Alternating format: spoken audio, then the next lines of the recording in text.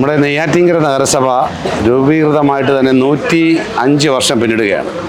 കഴിഞ്ഞ 25 വർഷക്കാലമായി LDFും UDFും മാറി മാറി ഭരിച്ചിട്ടും അവർ വാഗ്ദാനം ചെയ്തിട്ടുള്ള നടപടികളൊന്നും യാഥാർത്ഥ്യമാക്കാൻ സാധിച്ചിട്ടില്ല.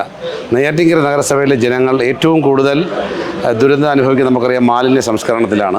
കേന്ദ്ര സർക്കാർ ഖരമാലിന്യത്തിന് വേണ്ടിയിട്ട് നിരവധി പദ്ധതികൾ ഫിനാൻസ് ഗ്രാൻഡ് ഉൾപ്പെടെ നൽകുമ്പോൾ ഇതൊന്നും നടപ്പിലാക്കാൻ നെയ്യാറ്റിൻകര നഗരസഭ സാധിച്ചിട്ടില്ല.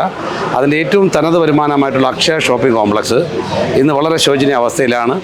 നമുക്കറിയാം നെയ്യാറ്റിൻകരയുടെ അഭിമാനമായിട്ടുള്ള മാധ്യമ പ്രവർത്തനത്തിൻ്റെ കുലപതി എന്ന് പറയപ്പെടുന്ന സ്വദേശാഭിമാനി രാമകൃഷ്ണ പിള്ളയുടെ പേരിലുള്ള ടൗൺ ഹാൾ നവീകരിക്കുമെന്നുള്ളത് ഇന്നും പ്രഖ്യാപനങ്ങളിൽ മാത്രം ഒതുങ്ങുന്നു. കാറാലുമൂടി കാലിച്ചന്ത അവിടെ വലിയൊരു കൺവെൻഷൻ സെൻറ്റർ ജനങ്ങൾക്ക് ഉപകാരപ്രദമാവുമെന്ന് പറഞ്ഞിട്ടും യാഥാർത്ഥ്യമായിട്ടില്ല. ഇപ്പോൾ നമുക്കറിയാം നെയ്യാറ്റിൻകര താലൂക്കിലാണ് ഇന്നതൊരു മദർ പോർട്ട് എത്തിയിട്ടുള്ളത്. വളരെ ഒരു വികസന സാധ്യതയുള്ള ഒരു മുനിസിപ്പാലിറ്റിയായി നെയ്യാറ്റിൻകര നഗരസഭ മാറും.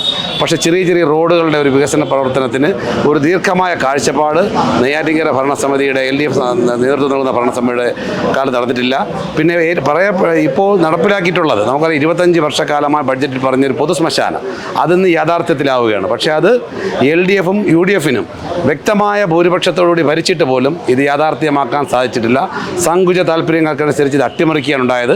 കഴിഞ്ഞ 10 വർഷക്കാലമായി നെയ്യാറ്റിൻകര നഗരസഭയ്ക്കകത്ത് BJPയുടെ കൗൺസിൽ പാർട്ടിയും പുറത്ത് ഭാരതീയ ജനതാ പാർട്ടിയും ശക്തമായ സമര പോരാട്ടങ്ങൾ നടത്തി.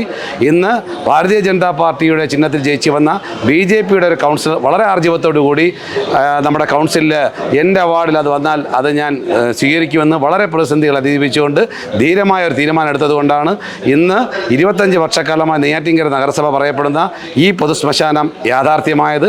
അത് BJPയിലൂടെയാണ് യാഥാർത്ഥ്യമായതെന്നും ഈ അവസരത്തിൽ പറയാൻ ആഗ്രഹിക്കുകയാണ്.